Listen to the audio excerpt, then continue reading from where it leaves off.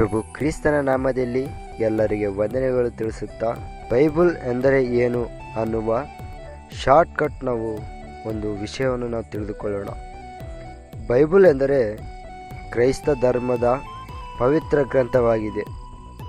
ಎರಡು ಮುಖ್ಯ ಭಾಗಗಳು ಹೊಂದಿದೆ: ಹಳೆಯ ಒಡಂಬಡಿಕೆ ಹಾಗೂ ಹೊಸ ಒಡಂಬಡಿಕೆ. ಹಳೆ ಒಡಂಬಡಿಕೆಯಲ್ಲಿ ದೇವರ ಪ್ರಪಂಚ ಸೃಷ್ಟಿ, ಇಸ್ರಾಯೇಲರ ಜನದ ಇತಿಹಾಸ ಮತ್ತು ಧರ್ಮಶಾಸ್ತ್ರವಿದೆ.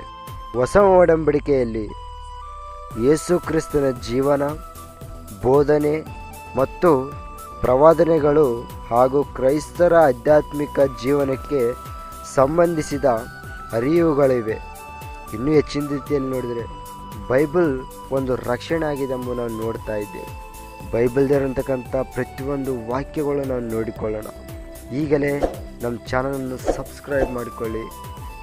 ನೆಕ್ಸ್ಟ್ ವಿಡಿಯೋದಲ್ಲಿ ಸಿಗೋಣ. God bless you. ಆಮೇನ್.